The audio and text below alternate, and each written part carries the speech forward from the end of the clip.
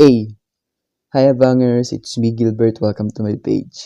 So last time pinag-usapan natin ang stock market. So today naman ang pag-usapan natin, broker. Ano ba si broker? Ito yung magiging way natin para makapag-online trading na tayo. So yon.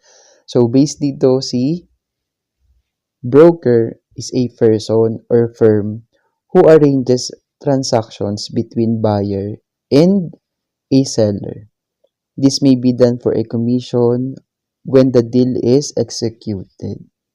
So, yan daw si broker. So, magpapakita muna ako sa inyo ng mga example dyan na pwedeng gamitin natin sa online trading or a broker. Ayan, yung mga sample na yan. So, makikita nyo napakadami. So, mamaya, kukuha tayo dyan ng tatlo na pwede natin gamitin. So, next, picture naman tayo. So, dyan sa example na yan, sa example na to, papakita ko sa inyo kung paano tayo makakapag-online trading or mas ma-explain natin kung paano siya. So, kung nakikita nyo, meron dyang mga tatlong person, may tatlong tao dyan. Tapos yung nakabag dyan, yan yung buyer, yung nakapamewang, siya naman yung broker. And yung seller, si mami na naka-violet na dress, yung matangos yung ilong. So, syempre, matanda na siya. At ang binibenta niya dyan, yung yacht niya o yung yate niya. Syempre, hindi naman niya maglalakad or pupunta sa mga bahay-bahay para i-alok siya, di ba? Ngayon, kumuha siya ng broker or para sa mas familiar kayo na term, middleman. Meron siyang kinuhang middleman or broker nga para magbenta ng yate niya para sa kanya. So, ngayon, si broker or si middleman, kapag nabenta niya yung yacht niya, magkakameron siya ng commission kasi siya ngayon nagbenta. So, ganun din si online trading natin. Ganyan lang yung cycle niya. So, example ko, next picture. So, yung may computer.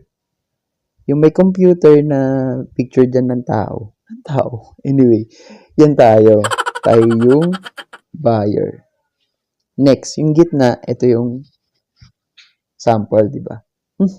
Ito yung gitna, dyan natin ilalagay yung mga broker natin. So, yan yung mga gagamitin natin online broker. So, next naman, dyan yung mga companies na bibili natin ng stock or ng share para ma-trade natin. So, ganyan lang kadali yung scenario. Si broker, si seller, and si buyer. Yung tatlong yan lang ang gagamitin natin. So, next naman, ano ba yung tatlong pwede natin gamitin or piliin doon sa napakarami kong binigyan example? So, kukuha tayo ng tatlong most common. Si COL Financial for a Richer Life, si First Metro Securities, and last we have 2Trade Asia. So, bakit tong tatlong tong kinuha kong example? Kasi sabi nila, ito yung most common and friendly para sa beginner na kagaya natin. So, yun. Ayun lang, 3 minutes na to. Sana may natutunan kayo sa video na to. And next time, pag-usapan naman natin kung magkano yung kailangan nating puhunan or kung magkano kailangan nating ipondo para makapag-online trading na tayo. Bye!